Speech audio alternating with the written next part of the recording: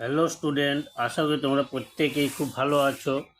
চলো আজকে আমি যে অঙ্কটি আলোচনা করব সেটি হচ্ছে অপনয়ন করা, থিটা অপনয়ন। দেখো আমরা স্ক্রিনে দেখতেই পাচ্ছি যে কী লেখা আছে না, নিচের নিচের সম্পর্ক থেকে থিটা অপনয়ন করো। ঠিক আছে, দুটো সম্পর্ক দেওয়া আছে।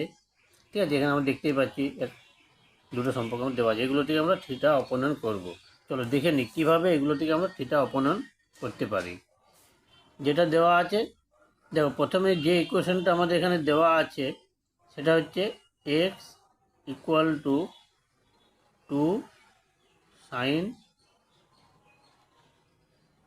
থিটা। ঠিক আছে, তো এখান থেকে আমরা লিখতে পারি কি x/2 is equal to sine theta. উভয় পক্ষে যদি আমরা হোল স্কোয়ার করি তাহলে কি আসবে, x²/4 is equal to sine square theta. এটাকে আমরা নাম দিলাম 1 নাম্বার। একই রকমভাবে যদি আমরা করি, যে দেওয়া আছে y is equal to cos theta, এটা থেকে আমরা লিখতে পারি y equal to 3 cos theta. তাহলে y/3 is equal to cos theta. উভয় পক্ষে যদি বর্গ করে দেওয়া যায় তাহলে আসবে y²/9 is equal to cos square theta. এটার নাম্বার দিলাম আমরা 2।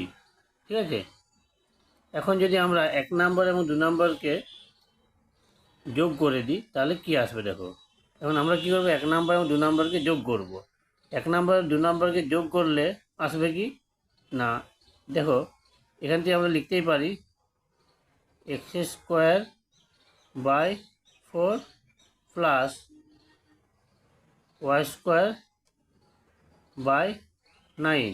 ঠিক আছে, y²/9 ইজিক্যাল টু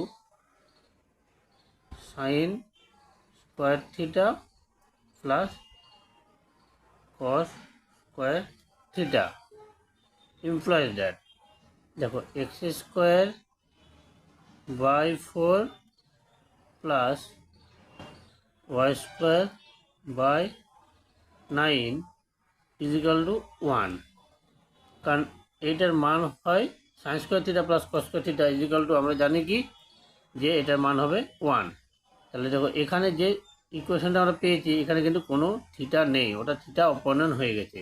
তাহলে এটাই হলো কি না, প্রদত্ত সমীকরণ যে দুটো আছে সেই সমীকরণ দুটোর কি, এই যে সমীকরণ দুটো আছে এই সমীকরণ দুটোর, এই যে আমরা দেখতে পাচ্ছি এই সমীকরণ দুটোর কি না থিটা অপনয়ন। তাহলে আমরা কি করলাম যে এই সমীকরণ দুটো থেকে খুব সহজে আমরা কি করতে পারলাম, থিটা অপনয়ন করতে পারলাম। ঠিক আছে, তা এই হলো আমাদের থিটা অপনয়ন করার যে অঙ্ক সেটা। তো ভিডিওটি আজ এখানে শেষ করছি। প্রত্যেকেই ভালো থাকো, সুস্থ থেকো, stay safe, stay healthy. Thank you.